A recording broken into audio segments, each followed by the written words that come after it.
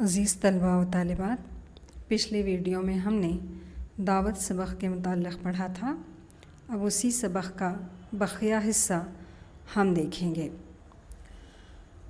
وہاں کے زمانے قیام ہی میں ایک اور جگہ دعوت نامہ آیا۔ ہمارے میزبان وہاں کے معزز اور دولت مند ترین لوگوں میں سے تھے۔ میزبانی کے فرائض خاتون خانہ ادا کر رہی تھیں۔ ڈرائنگ روم میں پہنچے تو دن کو تارے نظر آنے لگے۔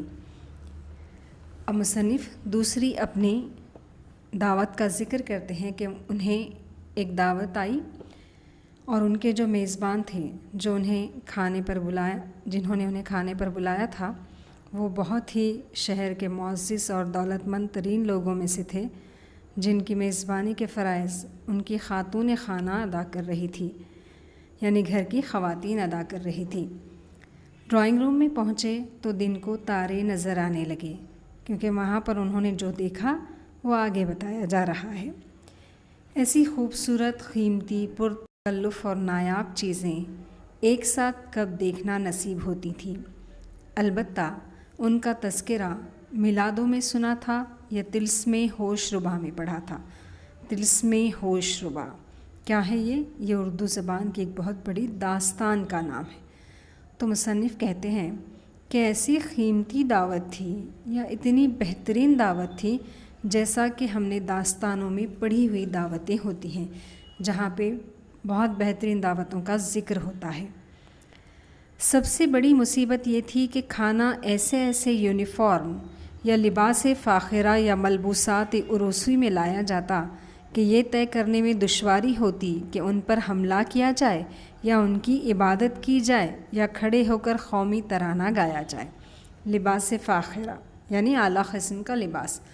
مصنف کہتے ہیں کہ جب وہ اس دعوت میں پہنچے تو انہیں سب سے بڑی مشکل، وہاں کی سب سے بڑی مصیبت یہ لگی کہ وہاں پر ایک یونیفارم میں کھانا دیا جا رہا تھا، یا کھانا کھانے سے پہلے ایک یونیفارم پہنایا جا رہا تھا۔ تو کہتے ہیں کہ ایسے لباس فاخرہ تھے، یعنی اعلیٰ قسم کے لباس تھے، جس میں یہ طے کرنا دشوار ہو رہا تھا انہیں کہ ہم کو کھانا کھانا ہے یا عبادت کے لیے جانا ہے یا کھڑے ہو کر قومی ترانہ گانا ہے۔ دوسری مصیبت یہ تھی کہ کس آلے سے کس چیز پر حملہ کیا جائے، یعنی وہاں پر کھانے کے ساتھ ساتھ ان کھانوں کو کن چیزوں سے کھایا جاتا ہے، یہ تمام چیزیں سلیقے سے رکھی ہوئی تھی، جیسے کانٹے، چھری یا دوسرے جتنے بھی الگ الگ طریقے سے کھانا کھائے جاتے ہیں، وہ تمام چیزیں وہاں پر رکھی ہوئی تھیں۔ اسی لیے کہ جان لینے کے لیے تو آپ آزاد ہیں، جو آلہ چاہیے شوق سے استعمال کیجیے، لیکن کھانوں کے لیے مخصوص آلات مقرر ہیں، یعنی جان لینے کے لیے آلہ مقرر کرنا یا رکھنا یہ کوئی بڑی بات نہیں، سب جانتے ہیں کہ جان کس ہتھیار سے لی جاتی ہے، لیکن کھانے کے لیے مختلف جو ہتھیار وہاں پہ رکھے گئے تھے، یا وہ جو آلات رکھے گئے تھے، وہ مصنف کو ایسا لگ رہا تھا کہ اب ان آلات سے میں کھانا کیسے کھاؤں۔ تیسری مصیبت یہ کہ جو کھانا پیش کیا جا رہا تھا اس کے دوسرے عزیز و اقارب نامعلوم کون اور تھے، جن کی عدم موجودگی میں کھانے کو ہاتھ لگانا بڑا گنوار پن ہوتا۔ میزبان خاتون کو مسکرانے اور خواہ مخواہ اخلاق برتنے سے فرصت کہاں کہ وہ کچھ بتائیں یا ہم پوچھ لیں۔ بیروں کو دیکھیے تو ذرا بکتر اور 4 آئینے لگائے ہوئے اس طور پر مصروف کار تھے جیسے بعض نالائق اور بد دماغ امتحان کے ہال میں امیدواروں کی نگرانی کرتے ہیں۔ اسی قسم کے بیروں کا غور سے مطالعہ کیا جائے تو کچھ وہم سا ہونے لگتا ہے۔ مصنف کہتے ہیں کہ جو کھانا دینے والی جو میزبان خاتون تھی وہ خواہ مخواہ مسکرائے جا رہی تھی، یعنی بار بار دیکھ کر وہ اسمائل دے رہی تھی۔ تو مصنف سوچ رہے تھے کہ اب ان سے میں کیسے پوچھوں کہ کون سے آلے سے کون سی چیز کو مجھے کھانا ہے۔ اس کے علاوہ جو بیرے جو سامان لا کر رکھنے والے تھے وہ ذرا بکتر پہنے ہوئے تھے، وہ بھی ایسے لباس میں تھے کہ مجھے ان کو دیکھ کر تھوڑا سا وہم سا ہونے لگا تھا کہ یہ کہیں نہ کہیں اپنے یونیفارم یا پیٹی ٹپوں میں کوئی پیش خبز بھی چھپائے ہوئے ہیں۔ پیش خبز کسے کہتے ہیں؟ خنجر کو کہتے ہیں۔ کھانا تھا کہ چلا ہی آ رہا تھا، ہم نے بھی چھری اس طور پر پکڑ رکھی تھی جیسے کسی قلم تراش چاقو سے گینڈے کی قربانی کرنے والے ہوں۔ یعنی مصنف کہتے ہیں کہ کھانا رکنے کا نام ہی نہیں لے رہا تھا، ایک کے بعد ایک کئی ڈشز وہاں پر لائی جا رہی تھی۔ اب مصنف نے کیا کیا؟ چھری اس طور پر پکڑ رکھی تھی، یعنی کھانے کے لیے انہوں نے ہاتھ میں چھری لی اور اس طرح سے اس کو تراش ہے کہ قلم تراش یعنی کیا؟ شارپنر، چاقو سے وہ گینڈے کی قربانی کرنے جا رہے ہیں۔ کانٹا ہمارے ہاتھ میں ایسا معلوم ہوتا تھا جیسے پلیٹ پر کوئی کیکڑا مسلط ہے۔ مسلط ہونا جمع ہونا، کیکڑا، کھانے کو ایسا لگ رہا تھا کہ پلیٹ پر ہم نے کیا کیا ہے؟ ایک کیکڑے کو رکھا ہوا ہے۔ خدا کر کے کھانا ختم ہوا، کافی آئی بغیر دودھ یا شکر کے۔ ایسا معلوم ہوتا تھا جیسے تمباکو کا گل پیس کر گرم پانی ملا دیا گیا ہے، یا نادر شاہ کے اصلاح معدے کے لیے املتاس کا مسحل جام بلوری میں پیش کیا گیا ہے۔ مشکل یہ ہے کہ کافی سے انکار کیجیے تو بعض میزبان خفا ہوتے ہیں۔ تو مصنف کہتے ہیں کہ کھانا کسی طرح سے ختم ہوا، اس کے بعد ہمیں کیا کیا گیا؟ کافی پیش کی گئی۔ کافی بھی کیسی تھی؟ بنا دودھ اور بنا شکر کی تھی، جس کو دیکھ کر ایسا لگ رہا تھا کہ تمباکو کے گل کو پیس کر کافی بنا کر دیا گیا ہے۔ اور اب مشکل یہ تھی کہ اگر وہ کافی سے انکار کیا جائے تو میزبان کے خفا ہونے کا ڈر تھا۔ فرض کیجئے کسی رئیس کے ہاں دعوت ہوئی، ہاں یعنی یہاں، وہ کھانا اس طور پر کھلائے گا گویا مہمان کے 7 پشتوں تک کو نواز ڈالا۔ اب فرض کیجئے کہ کسی امیر کبیر انسان کے پاس آپ دعوت پہ مدعو ہیں، تو آپ کو کھانا اس طریقے سے کھلائیں گے کہ اس کی اتنی تعریفیں کریں گے کہ آپ کی 7 پشتوں کو بھی وہ تعریفیں یاد رہے گی۔ خورمہ ہر دعوت میں ملتا ہے اور معمولی سے معمولی لوگ بھی اپنے گھروں میں کھاتے ہیں، لیکن رئیس کے یہاں کا خورمہ کچھ اور ہوتا ہے۔ خورمہ ہر ایک کے گھر میں ایسے ہی ایک سا بنتا ہے، لیکن اگر ہم رئیس کے گھر جاتے ہیں، اس کی دعوت پر جاتے ہیں، تو وہاں جو خورمہ ہوتا ہے تو وہ اپنے خورمے کی اتنی تعریفیں کرتا ہے کہ وہ خورمہ نہ ہو، کوئی اور چیز ہو۔ ادائے خاص سے فرمائیں گے، یعنی خورمے کی تعریف کیسے کریں گے؟ مولانا کہیے خورمے سے بھی شوق فرمایا؟ جی ہاں، شکریہ، ماشاء اللہ، فرمائیں گے۔ صاحب ایسا حلوان دلی بھر میں نہ ملے گا۔ حلوان بکرے کے چھوٹے بچے کو کہتے ہیں۔ تو ہم نے کیا کیا ہے؟ بکری کا خورمہ بنایا ہے۔ بادام پر پلا تھا، یعنی جس بکری کا گوشت ہم نے اس خورمے میں استعمال کیا ہے وہ کس کا ہے؟ وہ بکری کا بچہ کیا کھایا کرتا تھا؟ بادام کھایا کرتا تھا۔ ذرا بوٹی کی خستگی پہ نظر رکھیے۔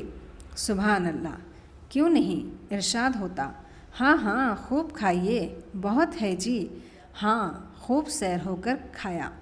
نہیں آپ تکلف کرتے ہیں، فلانے چلو مولانا کو خورمہ اور دو، لیکن فلانے کو پکاریں گے اور خورمے کا آرڈر اس طور پر دیں گے گویا مولانا کو پٹوا دینے کا ارادہ ہے۔ یعنی کیا کریں گے؟ اپنے خورمے کی اتنی تعریف کریں گے، کہیں گے کہ بوٹی پر نظر ڈالیے کہ بوٹی بہت ہی شاندار ہے، اور اپنے کسی بیرے کو یا فلانے کو آواز دیں گے اور کہیں گے کہ مولانا کو خورمہ اور دو، تو وہ آواز بھی اس انداز میں دیں گے کہ ابھی وہ آئے گا اور میزبان جس میزبان کے پاس سے وہ آ رہا ہے اس کو مارنے کے لیے آ رہا ہے۔ خورمہ پلیٹ میں ڈال دیا گیا اور مولانا کو خورمے سے نفرت ہونے لگی۔ ارشاد ہوگا، مولانا یہ باورچی اب دلی میں اکیلا رہ گیا ہے، اس کا دادا معمولی حجام تھا، والد نے اس کو کھانا پکانا سکھایا، وہ خود کھانے کے بڑے شائق تھے، اب اس کا ثانی دور نہ ملے گا، بس مولانا خورمہ کھا لیجیے۔ اب کہتے ہیں کہ خورمہ ڈالیں گے، اب ان کا پیٹ تو پہلے سے بھرا ہوا ہے، اب وہ لینے کے موڈ میں نہیں تھے، لیکن انہیں ڈالا گیا۔ اب کہتے ہیں کہ یہ جو باورچی ہے نا، یہ دلی میں اب اکیلا ہے، اب اس کا ثانی یعنی اس کا دوسرا جو روپ ہے وہ دور دور تک ہم کو دیکھنے کے لیے نہیں ملے گا۔ بس مولانا خورمہ کھا لیجیے، یہ چیز اب معدوم ہوتی جا رہی، معدوم ہونا ختم ہونا، معدوم ہوتی جا رہی ہے۔ غرض مولانا کو اس شفقت اور تپاک سے کھلائیں گے گویا اپنے والد مرحوم کے فاتحہ کا کھانا کسی نابینا حافظ کو کھلا رہے ہیں۔ تو کہتے ہیں کہ مولانا کو اتنے تپاک سے اور شفقت سے کھلائیں گے کہ ایسا لگ رہا ہے کہ اپنے والد کے فاتحہ کا کھانا کسی نابینا حافظ صاحب کو کھلا رہے ہیں۔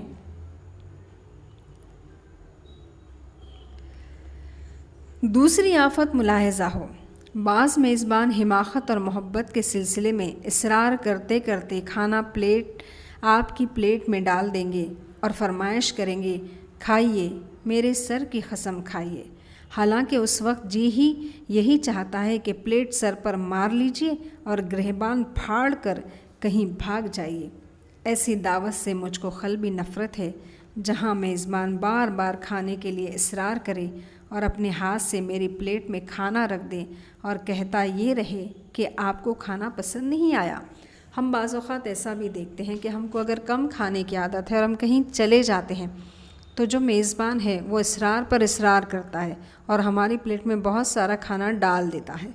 اب ہماری اس کھانے کو کھانے کی ہماری مرضی بھی نہیں ہوتی ہے، لیکن وہ خصمیں دیتا ہے کہ مولانا کھا لیجئے، آپ کو کھانا ہی پڑے گا۔ اور اگر ہم نہیں کھاتے ہیں تو وہ کیا کرے گا، ہمیں بار بار خصم دے گا اور ہم سے پوچھتا رہے گا کہ لیجئے، کیوں، کیا آپ کو کھانا پسند نہیں آیا، کیا کھانا اچھا نہیں بنا، آپ کے لیے کچھ انتظام نہ ہو سکا۔ بھائی جلدی میں یہی دال دلیا ہو سکا، دال دلیا یعنی معمولی سا کھانا، آپ نے کچھ بھی نہیں کھایا، حالانکہ اس کی نیت یہ ہوتی ہے کہ میں یہ کہوں کہ ایسا کھانا مجھے تو کیا، میری 7 پشت کو نصیب ہوا اور نہ ہوگا۔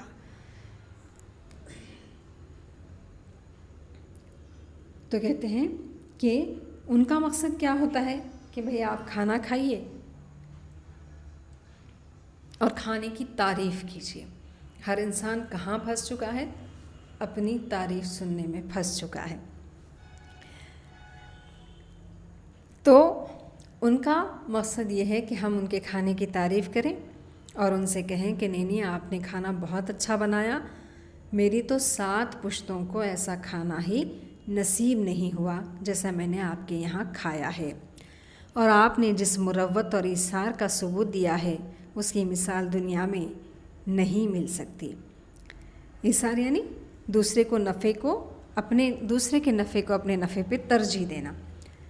بعض دعوتوں میں عجیب قسم کے بدتمیزوں سے سابقہ پڑتا ہے۔ بعض کھانا نہیں کھاتے، منہ میں جوتیاں چٹ کھاتے ہیں۔ منہ میں جوتیاں چٹ کھانا یعنی منہ سے طرح طرح کی آوازیں نکالنا۔ تو مصنف کہتے ہیں کہ ہمیں عجیب و غریب دعوتوں میں جانے کا اتفاق ہوا ہے۔ بعض جگہ تو دعوتوں میں ایسے بدتمیز لوگوں سے ہمارا سابقہ پڑ جاتا ہے کہ مانو وہ کھانا نہیں کھاتے ہیں بلکہ اپنے منہ میں جوتیاں چٹ کھاتے ہیں، یعنی کھانا کھاتے وقت ان کے منہ سے کھانے کی آوازیں آتی ہیں۔ کچھ ایسے ہیں جو ساری انگلیاں سالن میں ڈبو دیں گے اور منہ میں لقمے کی پذیرائی اس طور پر کریں گے جیسے سرکس کے گھوڑے کو چابک لگاتے ہیں۔ یعنی بعض لوگ کیا کرتے ہیں، سالن میں ساری انگلیاں ڈبو دیتے ہیں اور ڈبونے کے بعد لقمہ اس طرح سے اپنے منہ میں ڈالتے ہیں جیسے سرکس کے گھوڑے کو وہ پیچھے سے چابک لگا رہے ہوں۔ کچھ ایسے ہوتے ہیں جو بدحواس ہو کر بہت زیادہ حصہ پیٹ میں لے لیں گے، تھوڑا کھائیں گے اور بقیہ کو کھنگول کر چھوڑ دیں گے۔ ڈونگے میں سے بوٹیاں چمچے سے نکالنے کے بجائے ٹٹول ٹٹول کر انگلیوں سے نکالیں گے۔ ہوتا ہے نا، آپ نے دیکھا ہوگا کبھی کسی دعوت میں کچھ لوگ کیا کرتے ہیں، بہت زیادہ کھانے کی خیال سے بہت زیادہ کھانا اپنے پلیٹ میں لے لیتے ہیں اور اس میں سے تھوڑا کھاتے ہیں، باقی کھنگول کر چھوڑ دیتے ہیں۔ ہمیں کیا کرنا چاہیے، کھانے کی حفاظت کرنی چاہیے، یعنی جتنا ہمیں لگتا ہے، اسلام کیا سکھاتا ہے کہ ہم کو اتنا ہی کھانا کھانا چاہیے، ایک حصہ ہم کو کھانا کھانا چاہیے، ایک حصہ پانی پینا چاہیے اور ایک حصہ کھلا چھوڑنا چاہیے تاکہ وہ کھانا صحیح ہضم ہو سکے۔ تو بعض لوگ کیا کرتے ہیں، زیادہ کی خواہش میں زیادہ لے لیتے ہیں اور پھر اس کو کھاتے نہیں بلکہ چھوڑ دیتے ہیں۔ ایک تو کیا ہوتا ہے، کھانے کا نقصان ہوتا ہے، دوسرا جس کا وہ حصہ ہے جن کو وہ کھانا ملنا چاہیے ان تک نہیں پہنچ پاتا ہے۔ کبھی پلیٹ میں نکالی ہوئی بوٹیوں کو پھر ڈونگے میں ڈال دیں گے، پانی پئیں گے تو معلوم ہوگا گویا بھری بوتل حلق میں انڈیلی جا رہی ہے اور گلے سے خلخلے مینا کا کام لے رہے ہیں۔ خلخلے مینا، گلاس میں پانی ڈالتے وقت ایک آواز آتی ہے نا، تو وہ ایسے پانی پئیں گے۔ کچھ لوگ چپاتی کے حاشیے توڑ توڑ کر دسترخوان پر انبار لگا دیں گے، اور کچھ کیا کرتے ہیں کہ چپاتی کے جو سرے ہوتے ہیں وہ تھوڑا سا کھانا پسند نہیں کرتے، اس لیے اس کو نکالتے ہیں، دسترخوان پر رکھتے ہیں اور بیچ کی روٹی کا بیچ کا حصہ کھا لیتے ہیں۔ سنی ہوئی انگلیاں روٹی سے پونچھیں گے اور ڈکار اس طور پر لیں گے جیسے دوسرے کے دسترخوان پر نہیں، اپنی چارپائی پر ہے۔ یعنی جو سالن وغیرہ لگی ہوئی جو انگلیاں ہوتی ہیں اس کو کس سے صاف کریں گے، روٹی سے صاف کریں گے، اور پھر کھانے کے بعد ڈکار بھی ایسی لیتے ہیں کہ جیسے ہم دوسروں کے دسترخوان پر نہیں بلکہ اپنے گھر میں اپنی چارپائی پر بیٹھے۔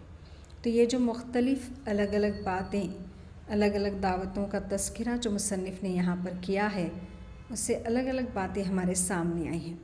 اسلام کیا سکھاتا ہے کہ کم کھاؤ، تھوڑا کھاؤ، زیادہ کی لالچ نہ کرو، اور ایسے لوگوں کو دیکھو جو بھوکے ہیں۔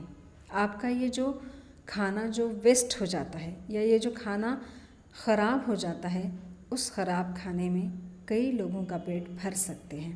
تو مصنف نے یہاں پہ مختلف قسم کے الگ الگ واقعات بتا کر سبق کو سمجھانے کی کوشش کی ہے۔ اس طرح سے ہمارا یہ سبق یہاں پر مکمل ہوتا ہے۔ پھر ملیں گے اگلے سبق میں۔ اللہ حافظ۔